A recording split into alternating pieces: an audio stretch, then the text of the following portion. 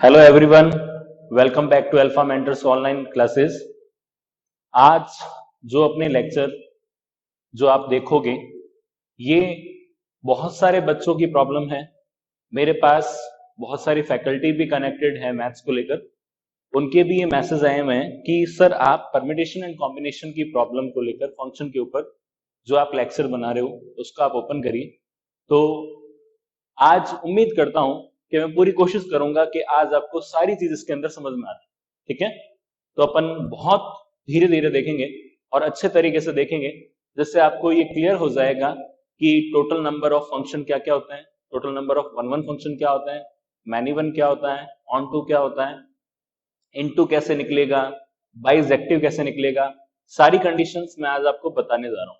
ठीक है, तो देखिए आप सबसे पहले परमिटेशन एंड कॉम्बिनेशन प्रॉब्लम है फंक्शन। 12th सीबीएसई के अंदर भी पूछे जाते हैं, लेकिन आईआईटी जेईई का तो वेरी वेरी इंपॉर्टेंट टॉपिक है। इसके ऊपर डोमेन रेंज के क्वेश्चन भी कैसे बनते हैं वो भी मैं आज आपको सब कुछ इसी के अंदर डिस्कस करने वाला हूं। तो देखिए आप सबसे पहले हम बात करते हैं, हेडिंग डालिए आप, total number of function from A into B, from A into B. तो देखिए इस पे लैंग्वेज लिखिए, if A has m element and b has n element, then total number of function from a to b या a into b आपको बताना है। तो देखिए total number of function from A into B आप बताओगे तो इसका फॉर्मूला होता है n की पावर m। इसके ऊपर आप TMR टोटल मारो रट्टा। ठीक है, तो TMR लगाने का मतलब ये है कि आपको याद हो जाना चाहिए। अच्छा, अब मैं बात करता हूं थोड़ा और डीप नॉलेज के अंदर। तो डीप नॉलेज क्या है, मैंने आपको बताया था कि बच्चों ए एम एलिमेंट मतलब सेट ए रिप्रेजेंट करता है डोमेन। किसको रिप्रेजेंट करता है? डोमेन को। Set B, set A, set B N element, लेकिन ये रिप्रेजेंट करता है कोडोमेन को। तो अगर मैं ऐसा लिखूं कोडोमेन की पावर डोमेन, तो भी ये सही होगा, ये गलत नहीं हो सकता। ठीक है, अब इसके अंदर क्वेश्चन कैसे पूछा जाता है वो देखिए आप।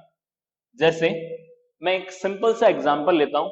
देखिए आपको क्वेश्चन में दिया हुआ है, if A has two element आपको दे रखा है and B has two element, मतलब जो सेट ए के अंदर भी कैसे एलिमेंट दे रखे हैं, टू एलिमेंट दे रखे हैं, और सेट बी के अंदर भी टू एलिमेंट दे रखे हैं। तो नंबर ऑफ एलिमेंट को सेट के अपन काउंट करते हैं m से, मतलब m इक्वल टू 2, और इसको काउंट करेंगे n equal to 2। Set A के अंदर भी टू एलिमेंट है, सेट बी के अंदर भी टू एलिमेंट है। तो मैं इन एलिमेंट्स को इस फॉर्मेट में लिख देता हूं, ए बी कॉमा, और यहां लिख दिया मैंने 1,2। ठीक है, if set A has two element and set B has two element, then the total number of function from A into B। तो देखिए then total number of function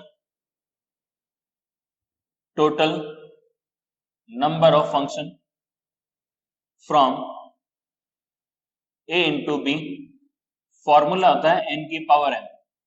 तो n की पावर m होता है 2 की पावर 2, आंसर आया 4। तो देखिए इसकी एक्सप्लेनेशन क्या होती है वो देखिए, एक्सप्लेन मैं कर रहा हूं यहां पे। तो देखिए पॉइंट नंबर 1 मैं बात करता हूं कि टोटल 4 फंक्शन किस तरीके से बनेंगे, उसके ऊपर बात करना चाह रहा हूं। तो देखिए पहला टाइप क्या बनेगा, रॉकेट नंबर 1 देखिए, R1 set A set B, ये फंक्शन बना ए बी 1 2। ठीक है, पहला केस आइडियल केस होता है, देखिए a से 1 और b से 2। फंक्शन की डेफिनेशन क्या लिखाई थी मैंने, if every element of set a has in unique relation in set b, बताया था आपको। तो देखिए यूनिक रिलेशन बन रहा है या नहीं बन रहा है, तो देखिए यूनिक इमेज भी आ रही है यहाँ पे, तो unique relation in set b। Point number 2, rocket number 2 example कह दो आपका, यहां पे सेट ए सेट बी, यहां पे ये फंक्शन ए बी 1 2, अब मैं ए का रिलेशन 2 के साथ और बी का 1 के साथ ऐसे भी कर सकता हूं। अब मैं बात करता हूं रॉकेट नंबर 3, तो देखिए आप इसको देखिए, rocket number 3 set A set B, यह है आपका फंक्शन ए बी 1 2, मैंने ए से भी एरो लगाया 1 पे और बी से भी लगाया 1 पे, ये भी एक फंक्शन होगा। मैंने आपको बताया था सेट ए से एक एक एलिमेंट से आपका रिलेशन बनना चाहिए, कोई भी एलिमेंट खाली नहीं रहना चाहिए, फंक्शन होगा। अच्छा, R4 फोर्थ रॉकेट क्या कहता है, set A set B F A B 1 2 A to 2 B to 2, ये आपको दिखाई दे रहा है। तो देखिए यहाँ पे रॉकेट नंबर 4 जो है वो क्या हो जाएगा, ए बी 2, कंडीशन आ रही है। तो देखिए पहला भी फंक्शन है, दूसरा भी फंक्शन है, थर्ड भी फंक्शन है, फोर्थ भी फंक्शन है, ठीक है। तो 4 टाइप के टोटल नंबर ऑफ फंक्शन कैसे बनेंगे उसकी एक्सप्लेनेशन भी मैंने कर दी, ठीक है। एग्जाम के अंदर बहुत छोटा सा क्वेश्चन आया था, एग्जाम के अंदर क्वेश्चन ये पूछा था, if set A has 5 element and set B has 2 element, then the total number of function क्या हो जाएगा, n की पावर m, तो आंसर होगा 2 की पावर 5, कितना हो जाएगा 32। ये क्वेश्चन एग्जाम का था, लेकिन वहां 32 पेयर आपको बनाने नहीं थे, क्योंकि कंपटीशन के अंदर सिर्फ आपको डिजिट में आंसर होते हैं ऑप्शन के अंदर, वो आपको बताना होता है, उससे आपका टोटल नंबर ऑफ जो आपका फंक्शन है फ्रॉम ए इंटू बी वो आपका आराम से निकल जाएगा, ठीक है। अब बात करते हैं टोटल नंबर ऑफ फंक्शन के बाद आता है 1 1 फंक्शन। तो 1 1 फंक्शन को अपन कैसे देखेंगे उसके ऊपर बात करते हैं। तो देखिए, लिखिए आप पॉइंट नंबर 1,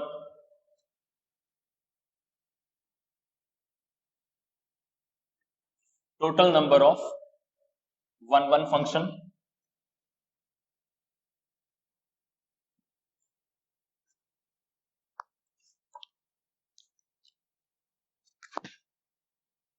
लिखिए टोटल नंबर ऑफ 1 1, चाहो तो आप इंजेक्टिव भी कह देते हो, फंक्शन ये रहा। तो देखिए इसकी क्या कंडीशन है वो देखिए आप, कंडीशन इसकी कंडीशन ये है, कंडीशन नोट करिए आप, इफ एन पी एम, पहली कंडीशन, तो देखिए यहां पे m less than equal to m और m ग्रेटर देन n के ऊपर ये क्या हो जाएगा 0। यहां फॉर्मूला बना है npm, कब होगा, जब m की value less than equal to n हो, m ग्रेटर देन n के ऊपर क्या हो जाएगा 0। तो दो तरीके के केसेस है, ठीक है। अच्छा, इसी के अंदर ये टोटल नंबर ऑफ 1 1 फंक्शन मैंने आपको बताया, तो आप मैनी वन फंक्शन के बारे में भी बता सकते हो। तो यहां पे मैं लिखता हूं total number of many one function. Many one function का फॉर्मूला होता है total function, total number of function minus 1 1 function, क्योंकि 1 1 हमें निकालना आता है, उसको आप माइनस कर देंगे और टोटल भी हमें निकालना आता है, तो इससे आपका क्या आ जाएगा, जो रिमेनिंग बचेगा वो क्या होगा मैन इवन फंक्शन। क्या होगा? Man even function. तो देखिए इसको कैसे समझेंगे अपन, तो देखिए आप इस तरीके से एक एग्जाम्पल को लेते हैं। यहां देखिए, लिखिए आप एग्जाम्पल सेट ए के अंदर लिखिए ए बी सी, और सेट बी के अंदर लिखिए 1 2 3 4। ये एग्जाम्पल है। तो एग्जाम्पल के अंदर देखिए एलिमेंट को देखिए, सबसे पहले तो आप यहां पे m एलिमेंट जो है वो कितना दे रखा है? 3, और n एलिमेंट बताओ कितना दे रखा है? 4। तो यहां वाली कंडीशन बताइए क्या हो जाएगा? इसकी कंडीशन आएगी m लेस देन n, और अगर m लेस देन n हो तो आपका ये वाला फंक्शन यूज होगा npm। तो देखिए number of one function, number of one function बता दीजिए क्या हो जाएगा? npm। npm से बताओ फॉर्मूला क्या बना? 4p3। ये अच्छे से क्लियर है आपको? तो 4p3 आपका फॉर्मूला जो बना है 4p3। 4p3 आप लोगों को पता है अच्छे तरीके से, परमिटेशन और कॉम्बिनेशन के अंदर आपने सॉल्व किया था। तो देखिए मैं आपको यहाँ पे एक इंट्रोडक्शन और देता हूं npr का। तो देखिए npr का फॉर्मूला होता है आपके पास factorial n, factorial n minus are.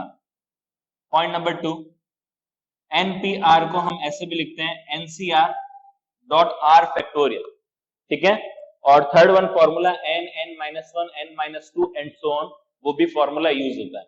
लेकिन जनरली ये दोनों फॉर्मूले इस कॉन्सेप्ट के अंदर यूज होते हैं। तो देखिए 4p3 को सिंप्लीफाई करना है, तो 4p3 को हम कैसे सॉल्व करेंगे? तो देखिए फैक्टोरियल 4 और फैक्टोरियल 4 माइनस 3, तो फैक्टोरियल 4 फैक्टोरियल 1 क्या होता है? 1। तो फैक्टोरियल नोटेशन को खोलेंगे 4 इंटू 3 इंटू 2 इंटू 1, और फैक्टोरियल 1 क्या होता है? 1 ही होता है। तो देखिए यहाँ पे कितना आंसर आ जाएगा? 24। ये कंडीशन क्या आ गई? 24। अच्छा, अब इसी के अंदर मुझे अगर पूछ ले कि आपको यहाँ पे टोटल नंबर ऑफ फंक्शन निकालना है, तो आप कैसे निकालोगे? टोटल नंबर ऑफ फंक्शन आप कैसे निकाल सकते हो? n की पावर m से। तो n की पावर आप m लगा सकते हो। तो देखिए n की पावर m क्या हो जाएगा टोटल नंबर ऑफ फंक्शन से? यहां देखिए मैं टोटल नंबर ऑफ फंक्शन बताओ, डायरेक्ट बताओ n की पावर m।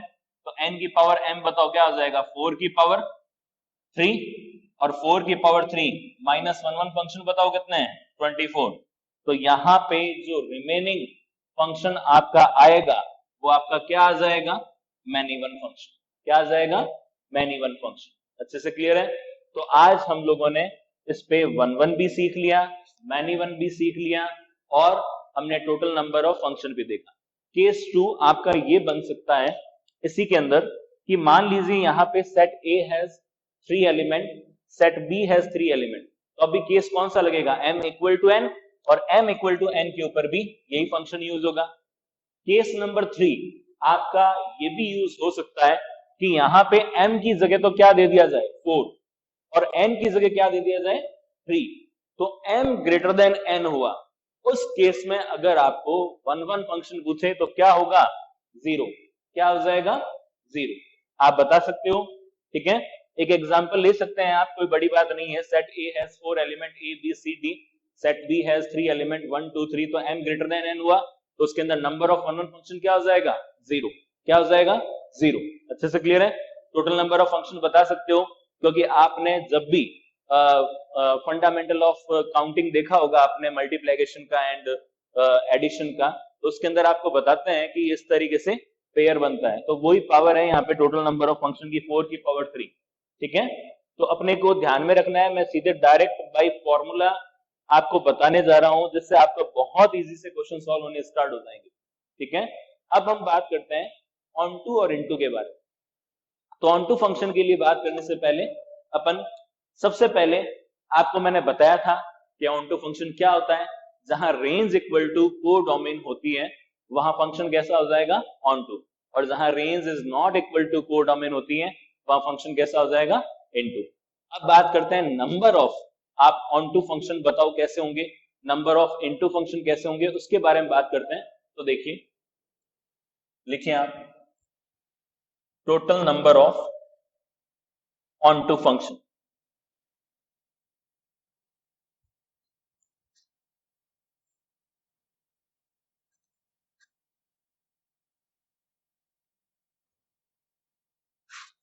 लिखिए आप पॉइंट लिखिए, total number of onto function.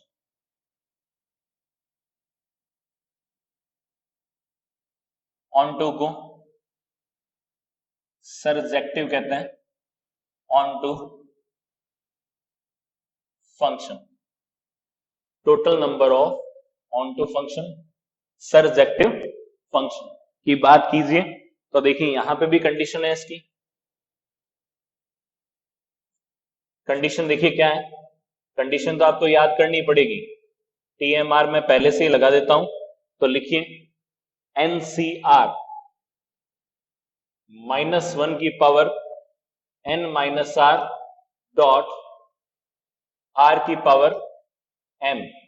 ये कंडीशन होती है m greater than equal to n, और m लेस देन n पे बताओ क्या हो जाएगा, 0। तो देखिए यहां पे NCR -1 की power n minus R dot R की पावर n, ये कंडीशन बताइए क्या हो जाएगी, m greater than equal to n के लिए।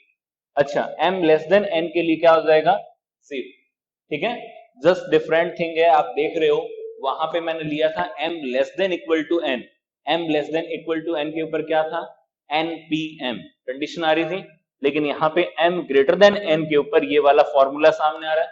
ठीक है, अदरवाइज आपको पता है कि ग्रुपिंग बनानी होती है, उसके अंदर ग्रुपिंग बना के आप परमिटेशन से उसको सॉल्व करते हैं तब भी आपका आंसर आ जाता है, लेकिन मैं आपको सिंपलेस्ट टाइप का फॉर्मूला ये बता रहा हूं जिससे आपका आंसर निकल जाएगा आराम से। ठीक है, अब बात करते हैं अपन इसी के ऊपर, जैसे total number of onto function आपने बताया, तो इनटू आप इससे निकाल सकते हो। तो देखिए इनटू कैसे निकालेंगे, तो देखिए यहां पे देखिए into function, number of into function. ठीक है, total number of into function बताइए क्या हो जाएगा, टोटल माइनस ऑन टू, मैंने शॉर्ट में ही लिखा है। ठीक है, आप मीनिंग मेरा समझ गए कि अगर आपको इनटू फंक्शन निकालना हो तो आपको टोटल आना चाहिए पहले, टोटल के बाद आप क्या निकालोगे, ऑन टू निकालोगे। अभी मैं आपको क्वेश्चन के करना बताऊंगा कि देखो कैसे सॉल्व होता है। तो देखिए इसका भी अपन एक बेहतरीन एग्जांपल लेते हैं जिससे अपने को क्लियर हो जाएगा। तो देखिए एग्जांपल लिखिए, लिखिए एग्जांपल सेट ए, लिखिए यहां पे A B C and set B लिखिए 1,2। तो यहां वाली वैल्यू देखिए m को रिप्रेजेंट करेगा, m हो जाएगा 3 और n हो जाएगा 2। ये कंडीशन आ रही है। a आपके पास आ जाएगा सेट a के अंदर, देखिए a b c, set b हो गया 1,2। यहां देखिए m equal to 3, n equal to 2, ये कंडीशन आ रही है। अब देखिए ये कंडीशन आपको दिखाई दे रही है m ग्रेटर देन n के लिए, तो मैं आपसे बात करूंगा, आपसे पूछूंगा कि total number of onto function क्या होता है। तो ऑन टू फंक्शन के लिए मेरे पास ये वाला केस है m ग्रेटर देन n, और उसके लिए मेरे पास ये फॉर्मूला है, इस फॉर्मूले से मैं निकाल सकता हूं। तो देखिए क्या हो जाएगा, फॉर्मूले के आगे अपन समेशन और लगा लेंगे, r equal to 1 to n। तो देखिए फॉर्मूला क्या है, देखिए total number of onto function, total number of onto function. तो total number of onto function के लिए देखिए क्या हो जाएगा, summation r equal to 1 to n, यहां बता दीजिए क्या हो जाएगा फॉर्मूला, NCR -1 की power n minus R dot r की पावर m। ये कंडीशन हम लोगों ने लगा दी। अब देखिए ढूंढिए n और m को। तो देखिए यहां पे सबसे पहले बात करते हैं r equal to 1 to n, बताओ n कितना दे रखा है, 2, c r -1 की पावर 2 माइनस r और r की पावर m, मतलब m कितना दे रखा है, 3। अब यहाँ पे समेशन का मतलब ये होता है प्लस, मतलब स्टेप को आप आगे बढ़ाएंगे तो देखिए एक बार तो मैंने लिखा r की वैल्यू को पुटअप किया 1, तो 2c1 माइनस 1, 2 माइनस 1, यहां आ जाएगा 1 का क्यूब प्लस, अब बताओ क्या हो जाएगा यहाँ पे, आपकी n की जगह यहाँ कंडीशन आ जाएगी 2, तो देखिए क्या हो जाएगा 2c 2 माइनस 1 2 माइनस 2 2 का क्यूब, ये कंडीशन आ रही है। अब इसको देखिए सॉल्व करते हैं, देखिए 2c1 तो क्या आ जाएगा 2, यहां देखिए क्या आ जाएगा 2 माइनस 1 माइनस 1, और ये बताओ क्या हो जाएगा प्लस 1, 2c2 क्या हो जाएगा 1, पता है आप लोगों को, यहां बताइए माइनस 1 की पावर 0 किसी की पावर 0 पे क्या होता है 1, और 2 का क्यूब बताओ क्या होता है 8, तो यहां देखिए minus 2 plus 8, minus 2 plus 8 equal to 6, ये आपका कैसा फंक्शन हुआ ऑन टू फंक्शन। तो देखिए ऑन टू फंक्शन तो हमारे पास आ गया है 6, लेकिन मुझे टोटल नंबर ऑफ फंक्शन निकालना हो तो फॉर्मूला क्या होता है n की पावर m, तो n बताओ क्या दे रखा है 2, 2 का क्यूब, 2 का क्यूब बताइए कितना हो जाएगा 8 माइनस 6, तो जो 2 फंक्शन बनेंगे वो आपके कैसे फंक्शन हो जाएंगे इनटू फंक्शन। ये आपको अच्छे से क्लियर हुआ या नहीं हुआ, तो आप देखते रहिए, यहाँ पे इस फॉर्मूले को अपने को याद ही करना पड़ेगा, जब तक ये फॉर्मूला याद है आपका ऑन टू और इन टू का क्वेश्चन कभी भी रॉन्ग नहीं होगा। अब मैं बात करूं इसी के अकॉर्डिंग, एक एग्जांपल मैं आपको देता हूं, if set A has 2 element and set B has 3 element, तो जैसे ही मैंने ये कंडीशन रखी तो m लेस देन n हुआ, और m लेस देन n होने की वजह से मैंने आपको कंडीशन बता रखी है कि ऑन टू फंक्शन क्या हो जाएंगे 0, क्या हो जाएंगे 0, तो डायरेक्ट आपने अगर ये फॉर्मूला याद किया है तो आपका जो आंसर है बिल्कुल करेक्ट निकलेगा। तो फॉर्मूला तो देखो आपको याद करना पड़ेगा, इसलिए मैंने इसके ऊपर लगा दिया TMR, ठीक है। अब बात करते हैं अपन नेक्स्ट पार्ट के ऊपर, तो लिखिए total number of bijective function, total number of bijective function.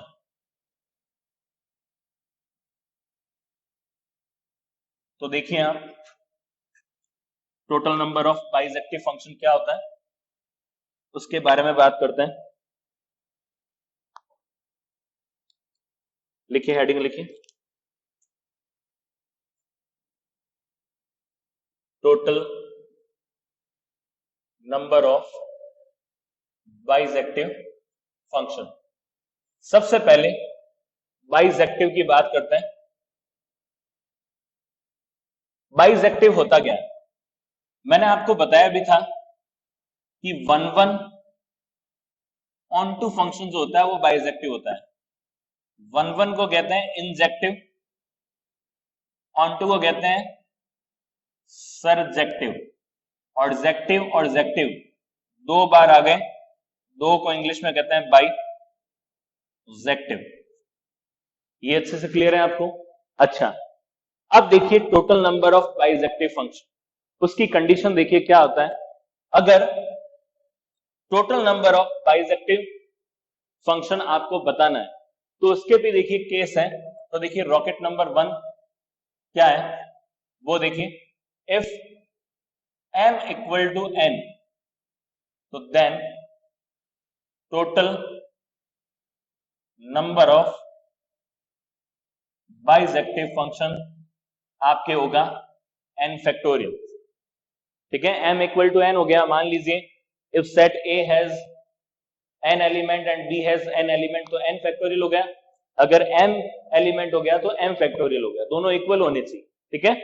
अच्छा, रॉकेट नंबर 2 क्या कहता है वो देखिए, if m is not equal to n, तो then total number of bijective function आपका क्या हो जाएगा 0, क्या हो जाएगा 0। अगर ये सारे पॉइंट आपको याद है तो IIT में आने वाला एक भी क्वेश्चन आपका गलत नहीं हो, ठीक है। तो आपको ये सारे पॉइंट आपको याद तो करने ही पड़ेंगे, लेकिन इसके साथ आपको क्वेश्चन की प्रैक्टिस भी करनी पड़ेगी, जो मैंने कराए हैं वो भी करने पड़ेंगे, कुछ खुद से भी सोचना होगा, मैं असाइनमेंट भी दूंगा, लेकिन जो मेरी DPP जो शीट आपको मिल रही है उसके भी आप क्वेश्चन करते रहिए, ठीक है।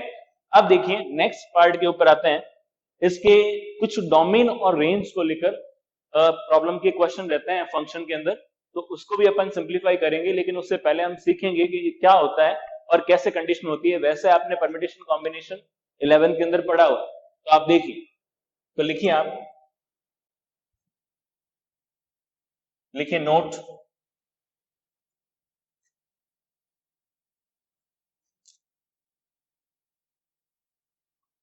नोट लिखिए आप,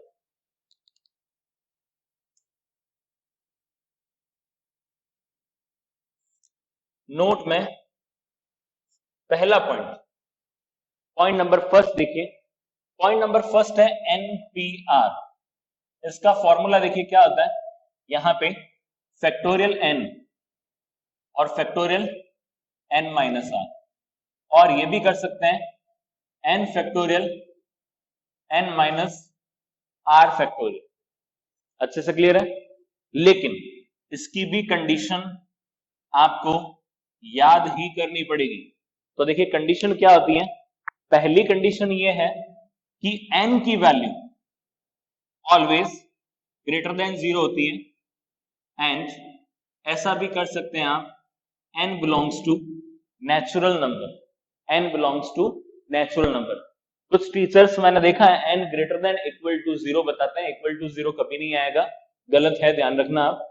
पॉइंट नंबर 2 के ऊपर बात करते हैं r को लेकर, तो r होता है greater than equal to 0, and ऐसा भी लिख सकते हो आप r belongs to w, whole number भी होता है, ठीक है। पॉइंट नंबर 3 की मैं बात करूं कि r की वैल्यू जो होती है वो ऑलवेज क्या होता है, less than equal to n, r हमेशा n से छोटा होगा और इक्वल भी होगा, ठीक है। तो ये फॉर्मूला तो npr का था। पॉइंट नंबर 2 के ऊपर मैं बात करता हूं, पॉइंट नंबर 2 देखिए क्या है, NCR। तो NCR होता है फैक्टोरियल n, फैक्टोरियल r और फैक्टोरियल n माइनस r, ये भी कंडीशन लगती है। और इसको ऐसे भी लिख सकते हो n factorial r factorial n minus r factorial, then condition will be same, condition इसके अंदर भी क्या रहेगा, सेम एज रहेगा, ठीक है। नोट डाल के आपने पॉइंट लिखा ही था कि दोनों के बीच में रिलेशन कैसा होता है, तो रिलेशन देखिए क्या होता है, कॉम्बिनेशन क्या होता है, आप बताइए मुझे। कॉम्बिनेशन आपका सिलेक्शन ऑफ द डेटा, और परमिटेशन क्या होता है, अरेंजमेंट ऑफ द डेटा, लेकिन फिर भी किताब में लिखा हुआ है परमिटेशन एंड कॉम्बिनेशन, और हम पढ़ भी लेते हैं कि पहले परमिटेशन पढ़ा फिर कॉम्बिनेशन पढ़ा, तो कि पढ़ना क्या है आपको, पहले कॉम्बिनेशन फिर क्या पढ़ना है, परमिटेशन। अच्छे से क्लियर है आपको बात। अच्छा, इसका नोट मैं इसलिए लिखा रहा हूं क्योंकि अभी इस फॉर्मूले से मैं आपको बता भी दूंगा कि देखो वास्तव में पहले कॉम्बिनेशन है सिलेक्शन ऑफ डेटा, उसके बाद आता है अरेंजमेंट ऑफ डेटा। क्योंकि हम किसी कॉलेज के अंदर मान लीजिए गए, तो हमारा पहले सिलेक्शन हुआ, लेकिन बैठने का अरेंजमेंट बाद में हुआ, इसलिए arrangement of the data permutation, ठीक है। तो यहां देखिए जैसे ही मैंने लिखा यहां पे एनपीआर, तो देखिए एनपीआर एक इसको मैं equal to NCR into R factorial भी लिख सकता हूं, ये इसका रिलेशन है। क्यों, क्योंकि मुझे अरेंजमेंट करना है, तो पहले मुझे सिलेक्शन करना पड़ेगा, फिर मैं अरेंजमेंट इसका करूंगा। ये सारी बातें आपने पढ़ रखी। तो ये जो पॉइंट है, पॉइंट नंबर 1, पॉइंट नंबर 2, और ये नोट डाला है मैंने, इसके लिए भी सेम एज कंडीशन है, n greater than 0, r greater than equal to 0, r less than equal to 0, ठीक है। इस कंडीशन को अपन याद रखेंगे, और इसका एक बहुत ही स्मार्ट सा एग्जाम के अंदर आया हुआ क्वेश्चन लेते हैं। तो देखिए क्वेश्चन कौन सा है वो, लिखिए क्वेश्चन, क्वेश्चन देखिए आप,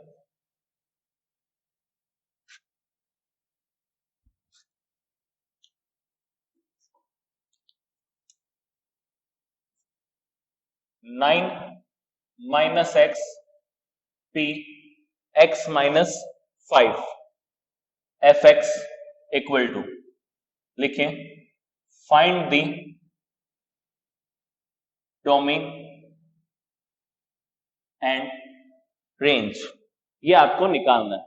तो देखिए डोमेन एंड रेंज निकालने के लिए कंडीशन बताओ क्या होगी, सबसे पहली कंडीशन क्या होगी, बोलिए, n greater than 0, r greater than equal to 0, क्योंकि ये npr की फॉर्मेट में। और थर्ड वन कंडीशन बताइए क्या होगी, r less than equal to n। उसी कंडीशन के ऊपर काम करते हैं। तो देखिए 9 minus X greater than 0, x minus 5 greater than equal to 0, और देखिए x minus 5 less than equal to 9 minus X. ये बात क्लियर है आपको? अब देखिए यहाँ पे क्या आ जाएगा, यहां देखिए आप, जैसे ही मैं लेके जाता हूं तो 9 ग्रेटर देन x, मतलब x लेस देन 9। यहां देखिए क्या आ जाएगा, x greater than equal to 5। यहां देखिए कंडीशन क्या आ जाएगी, जैसे मैं लेके आया तो बताओ क्या होगा, 2x less than equal to, बताओ क्या आ जाएगा, 9 प्लस 5, तो 2x, बताओ कंडीशन क्या आ जाएगी, less than equal to 9 plus 5, बता दीजिए 14, तो x less than equal to, यहां बताओ क्या आ जाएगा, 7। ये कंडीशन आ रही है। तो देखिए यहां पे कंडीशन थी x greater than equal to 5, लेकिन x less than equal to 7 और x लेस देन 9। जैसे ही हम तीनों का कॉम्बिनेशन पार्ट निकालते हैं तो हमारे पास x की वैल्यू आती है 5, 6, 7। ये इसका कॉम्बिनेशन पार्ट कॉमन रीजन होगा, जिससे 3 एलिमेंट आपके डोमेन के अंदर आ जाएंगे, 5, 6, 7। रियल लाइन के ऊपर आप बता सकते हो कि x की ऐसी वैल्यू जो 5 से ग्रेटर है, फिर आ रहा है 7 से लेस देन है, फिर आ रहा है 9 से लेस देन है। तो उसके अंदर जो कॉमन रीजन आएगा वो क्या आएगा, 5 to 7 आएगा। 5 इंक्लूड होगा, 7 इंक्लूड होगा, लेकिन उसके मिड के अंदर एक वैल्यू ऐसी आपके पास आएगी, वो क्या होगा, 6। क्योंकि तो नंबर्स को आपको पता है कैसे लेना है, नेचुरल नंबर की फॉर्मेट में या होल नंबर की। इंटीजर आप नहीं, इंटीजर भी आप काउंट कर सकते हैं, कोई बड़ी बात है नहीं, ठीक है, लेकिन पॉइंट्स की वैल्यू को नहीं ले सकते, ठीक है। अब देखिए रेंज को निकालते हैं, तो यहां पे देखिए रेंज, रेंज देखिए कैसे निकलेगी, कि जो आपकी डोमेन आए उस डोमेन को आप इसके अंदर पुटअप कर दीजिए, आपकी क्या निकल जाएगी, रेंज। तो देखिए first of all put x equal to 5, तो x इक्वल टू 5 मैंने पुटअप किया, तो बताओ क्या आया, 9 माइनस 5 p 5 माइनस 5, तो 9 माइनस 5 क्या होगा, 4 p0, और 4 p0 आपकी कंडीशन बता दीजिए क्या हो जाएगा, 4 p0 या 4 p4 1। Put x equal to 6, जैसे ही मैंने यहाँ पे 6 रखा तो देखिए 9 माइनस 6, और यहां बता दीजिए क्या आ जाएगा, 6 माइनस 5। ये कंडीशन आई, तो देखिए 6 माइनस 5, यहां बताओ 9 माइनस 6 3 p क्या हो जाएगा 1, 3p1 बताओ क्या हो जाएगा 3। पुट x इक्वल टू 7, जैसे ही मैं x इक्वल टू 7 को पुटअप करूंगा तो यहां आएगा 2, और यहां पे भी आएगा 2। तो देखिए कंडीशन क्या आ जाएगी, कंडीशन बताइए क्या आ जाएगा, 2p2, 2p2 बताओ क्या आ जाएगा, फैक्टोरियल 2, और फैक्टोरियल 2 माइनस 2, आंसर बताइए क्या आ जाएगा 2। इसी तरीके से इसकी रेंज की बात करें तो रेंज आपकी आ जाएगी, एक तो आया 1, एक आया 3, एक आया 2, तो रेंज आपके सामने आ जाएगी 1 2 3। तो डोमेन आपके सामने क्या आया, 5 6 7, और रेंज आपके सामने क्या आई, 1 2 3। ये कंडीशन आपकी आ रही है। अब आपको मैं एक और अच्छा सा क्वेश्चन, जिसको आपको डोमेन के अंदर मैंने आपको बताया था, fx की प्रोफाइल के अंदर, स्क्वायर रूट के अंदर, उस क्वेश्चन को लेते हैं। वो भी एक एग्जाम में आया हुआ क्वेश्चन है, देखते हैं क्वेश्चन कौन सा है। देखिए बहुत ही स्मार्ट क्वेश्चन है, स्टार लगा लीजिए उस क्वेश्चन के ऊपर भी। देखिए क्वेश्चन लिखिए आप, fx equal to 1 upon root के अंदर 10c x minus 1 minus 3 dot 10c x, find the domain. आपको इसका डोमेन बताना है, तो देखिए कंडीशन क्या होती है फॉर वैलिड या फॉर डिफाइंड कंडीशन। सबसे पहले तो फॉर डिफाइंड कंडीशन आपको मैंने बता रखी है कि 1/√fx के अंदर जब भी आता है तो fx क्या होता है ग्रेटर देन 0। तो देखिए tan c x minus 1 3.tan c x always क्या होगा ग्रेटर देन 0।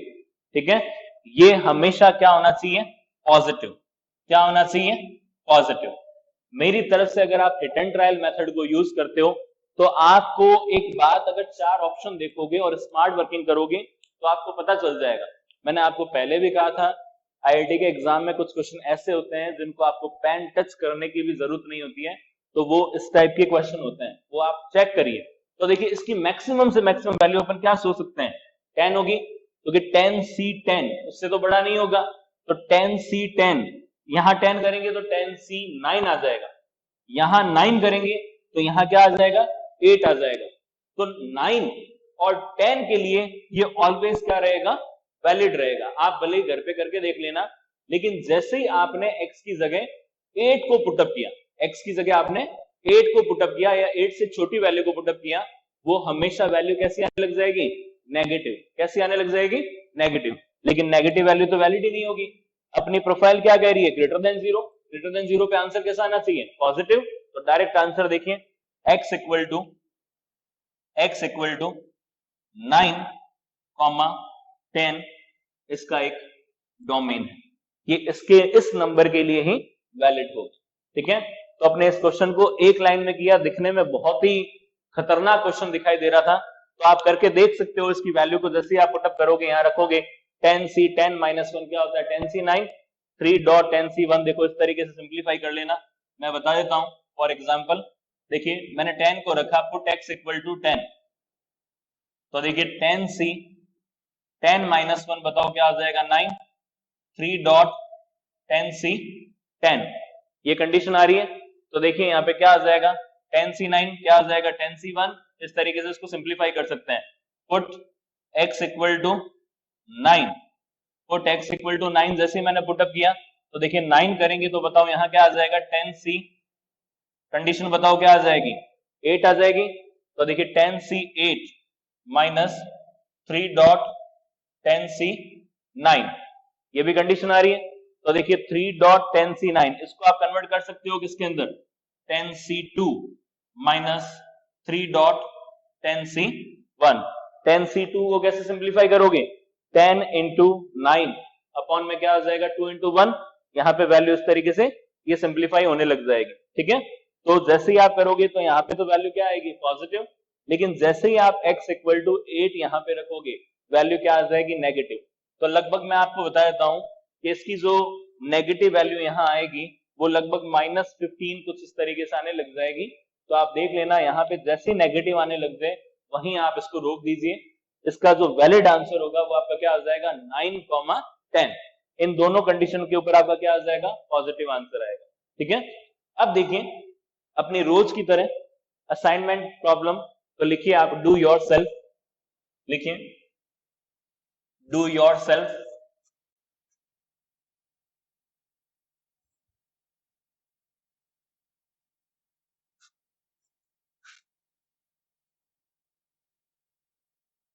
लिखिए डू योर सेल्फ में लिखिए क्वेश्चन लिखिए if f maps a into B, यहां कंडीशन लिखिए। पहला क्वेश्चन लिखिए and set a has 4 element and set b has 4 element. तो पहला question total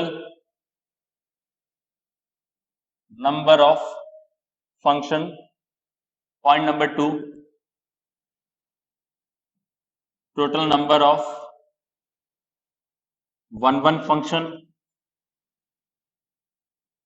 total number of many one function, total number of onto function और total number of into function. ये question आपको करना है।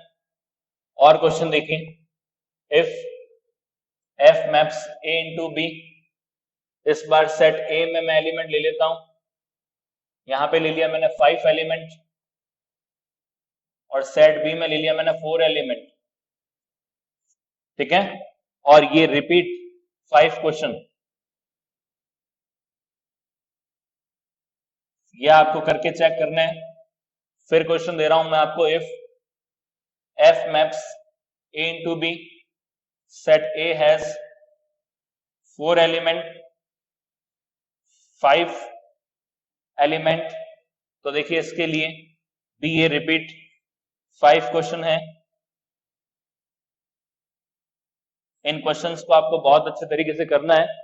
तो मैंने टोटल मिला के 15 क्वेश्चन आपको दे दिए। फर्स्ट क्वेश्चन में 5 क्वेश्चन, सेकंड में भी 5 और थर्ड में भी 5। तो ये 15 क्वेश्चन का आपका असाइनमेंट है, लिख लीजिए आप डू योर सेल्फ।